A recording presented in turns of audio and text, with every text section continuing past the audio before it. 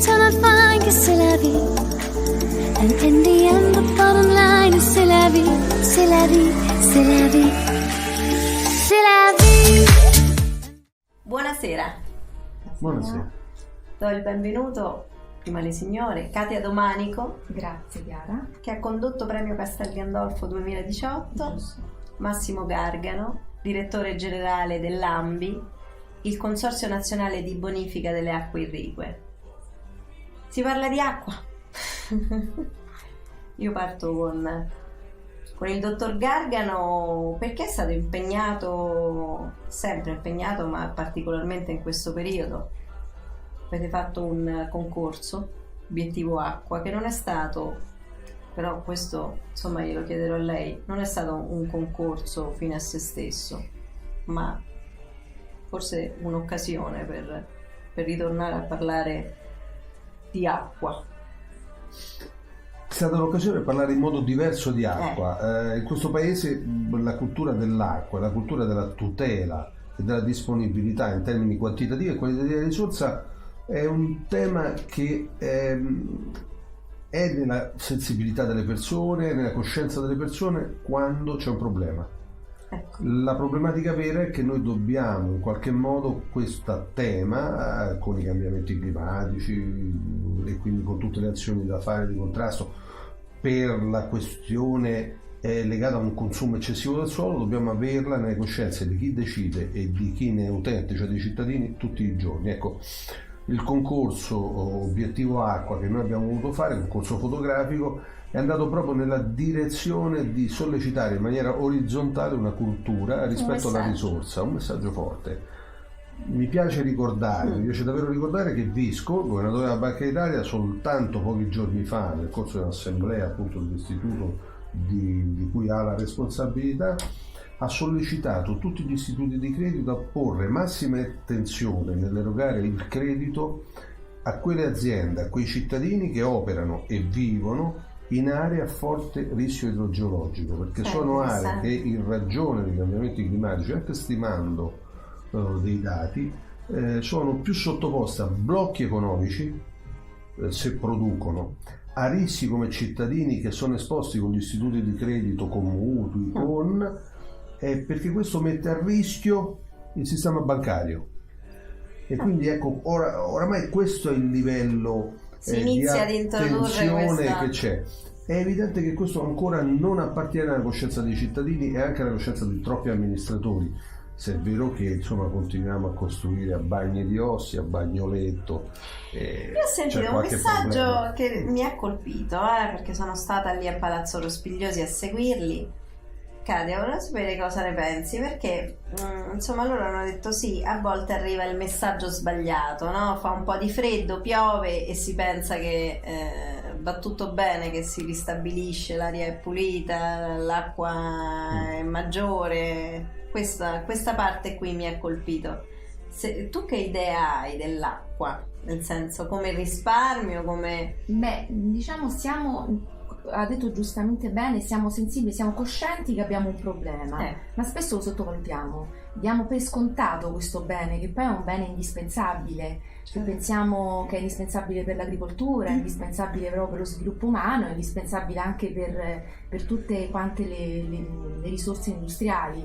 Quindi noi diamo per scontato una cosa che poi non lo è affatto. E dobbiamo in un certo senso non solo perché spesso viene introdotto, io essendo anche una mamma noto che comunque già nelle scuole viene sensibilizzato questo discorso, ma dobbiamo noi adulti, noi genitori per primi dare l'esempio ai nostri figli nel quotidiano, quindi dobbiamo anche vedere l'acqua sotto l'aspetto quotidiano dell'uso che noi ne facciamo, che spesso lo sprechiamo. Quanta ne consumiamo di acqua? Quanta ne perdiamo? Quanta invece ne conserviamo? Non voglio i numeri. Sostanzialmente no, ma posso anche darti i numeri. Tra l'acqua che cade e quella che conserviamo c'è un delta di 8 miliardi di metri cubi di acqua. Nel senso che cade sempre la stessa quantità di acqua, però quella che in questi giorni è caduta, per esempio noi non abbiamo fatto un grande, l'abbiamo presa messa nei fiumi, messa nei nostri 750 impianti idrovoli che abbiamo in tutte le coste italiane, da Trieste fino alla Liguria, presa e sollevata e buttata in mare. Quindi acqua dolce che non c'è più. Questo lo dovevamo fare perché altrimenti si allagava qualcosa e qualcuno. Dall'altra parte, quando fra poco avremo bisogno di acqua e quell'acqua non c'è. E quindi è là il delta. E tra l'acqua che cade e quella che riusciamo a conservare, ne cadono 55 miliardi di metri cubi, sono 33 li recuperiamo in qualche modo con i fiumi, con i laghi, con i nostri canali. Se potessimo recuperarne soltanto altri 8 miliardi di metri cubi, che sarebbe semplicissimo, se sono numeri grandi, ma è semplicissimo farlo, noi non avremmo tutti quei problemi che abbiamo a cadenze annuali sulla siccità, che avremmo dell'acqua contenuta. Contenere quest'acqua significa far dighe? No, non significa far dighe. Che cosa significa? Come si fa a contenere? Ma è semplicissimo contenere l'acqua. Abbiamo un territorio molto molto mosso come quello italiano, è sufficiente creare degli invasi, anche piccoli invasi, medi invasi. Però bisogna crearli. Bisogna crearli, si tratta di sbarramenti che poi non uccidono il fiume che è a valle, assolutamente, perché la tecnologia oggi ci consente di fare tutto, però ci consente di contenere quest'acqua, di utilizzarla per ricaricare la falda freatica. Le istituzioni come rispondono? Nel senso...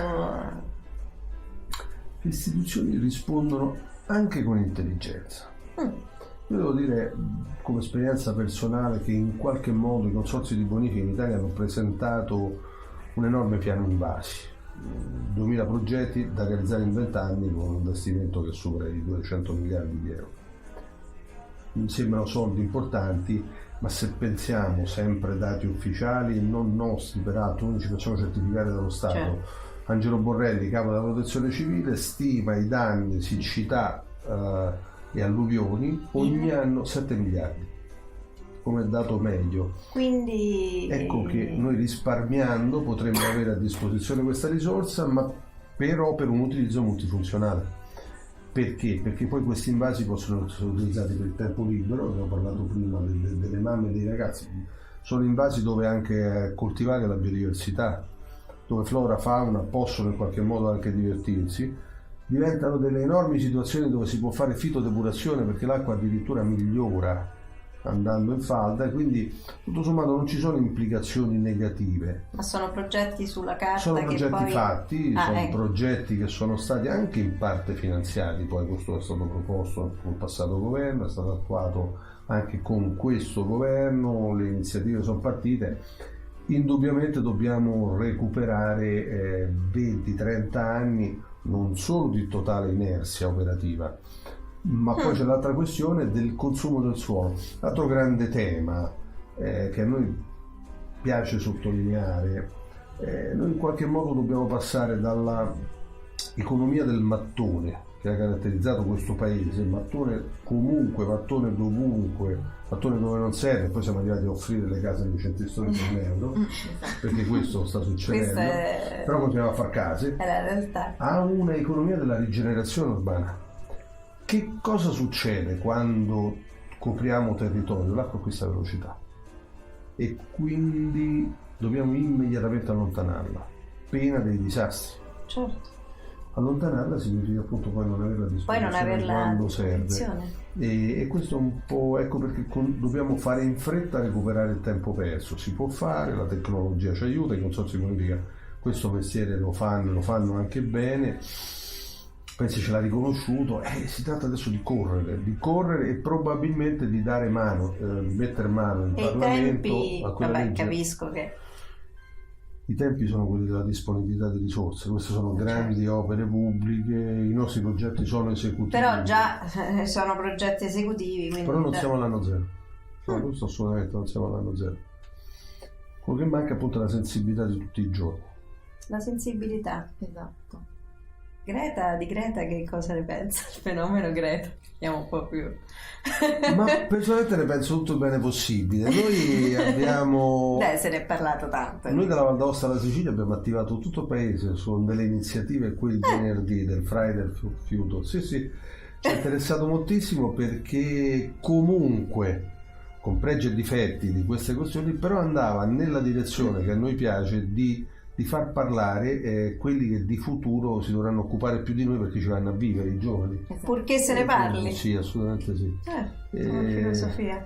Sì, assolutamente sì. I laghi sono un altro aspetto delicato. O sono troppo pieni o il livello è troppo basso, pure lì. Ma anche lì è un esempio di come... in generale, ovviamente. Certo, un esempio di come intanto ci sia un'economia importante.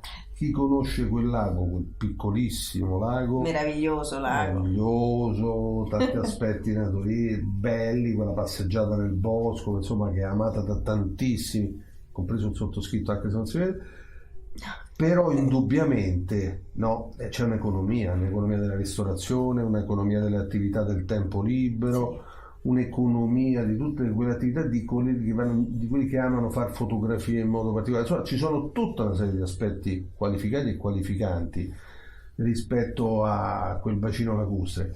Anche quello va protetto. Credo che sia il primo anno in cui sono stati tolti i vincoli di balneabilità. È evidente che c'era un problema prima. C'è un lavoro dietro. Certo, c'è un lavoro. C'è una problematica legata ai prelievi abusivi, indubbiamente, e quindi anche gli apporti di acqua. Ecco. Però l'equilibrio di quel lago non è un equilibrio di un bacino, l'equilibrio dell'acqua, quello è un equilibrio di un sistema economico che vive in virtù di quel bacino e anche un sistema di elementi di qualità della vita che intorno al lago si svolgono. Non possiamo guardarlo con atteggiamenti notarili come è stato fatto, non possiamo pensare di costruire la villa, la villetta, perché insomma anche intorno al lago si è tentato di fare scelti che tutto sommato se ne potrebbe fare ampiamente a meno. Soltanto ad aprile ultima la regione Lombardia convocava il tavolo per la siccità, un tavolo di crisi dove tutti gli attori della filiera in qualche modo erano chiamati ad esprimere delle soluzioni di adattamento e dove ci si preparava ad affrontare appunto una stagione dove mancava acqua. Questo accadeva con un Po che mostrava tutte le sue grandi difficoltà e raccontavamo che la parte del paese che più anticamente aveva subito le problematiche legate alla carenza d'acqua e quindi si era attrezzata, che era il mezzogiorno, soffriva di meno del centro-nord. Poi c'è stato un mese come quello di maggio dove ha piovuto tutti i giorni praticamente, facendo danni inenarrabili all'agricoltura, soprattutto all'agricoltura del biologico. Cosa significa questo a livello? Significa che i cambiamenti climatici, al di là degli euroscettici, perché appunto ne abbiamo da tutte le parti, al di là di chi fa dichiarazioni anche un po' ridondanti su quotidiani nazionali, dove dice fa freddo quindi i cambiamenti climatici non ci sono, oppure piove non ci sono i cambiamenti climatici, sono credo sotto gli occhi di tutti, anche dei meno esperti, dei meno preparati. È sufficiente appunto vedere queste alternanze che hanno dell'incredibile.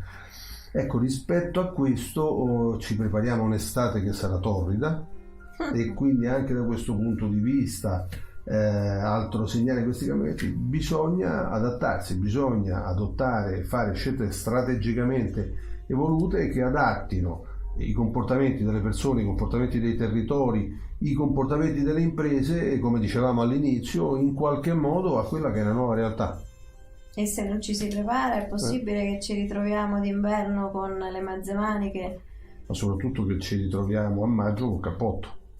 E quindi questo la dice lunga anche come l'economia del mare in qualche modo deve adattarsi a questo. Quell'economia abituata ai grandi fine settimana deve cambiare e tutto deve adattarsi a questo. Non è un caso che appunto gli istituti di credito, come diceva il loro governatore, devono adattare anche le loro politiche creditizie rispetto a come i territori hanno saputo rispondere e predisporsi a questi cambiamenti climatici. Sembrano discorsi un po' strani, ma non lo sono assolutamente. Noi già siamo in questa vicenda, dobbiamo adattarci. sono politiche che per dare segnali di adattamento hanno bisogno di decenni, non è che oggi facciamo delle saremo cose e sempre più domani variabili. saremo sempre più variabili, dobbiamo sempre di più attrezzarci, e questo la dice un po' lunga su come sono andate di moda nel primo semestre del 2019 tantissime prese di posizione sulle plastiche. Sono andate di moda, giusto. E le abbiamo viste nei Sì. talk show, le abbiamo viste sui quotidiani, le abbiamo viste. Ci vorranno anni prima che la cultura della bottiglia di vetro e di tutto quello che è monouso venga trasformata. La speranza e la certezza è che esistono le possibilità per eliminare la plastica. Ma perché secondo lei Esistono l'Italia è su- così indietro rispetto agli altri paesi? Non è l'Italia, non è che siamo indietro, è che siamo abituati a ragionare sull'onda dell'emergenza. L'emergenza della plastica adesso c'è perché ce lo dicono le tartarughe, c'è perché ce lo dicono i pesci nel mare, ce lo dicono i capodogli che si spiaggiano perché hanno il loro insomma, esofago pieno Certo. di plastica e quindi muoiono soffocati. Ecco, rispetto a questo noi operiamo l'emergenza.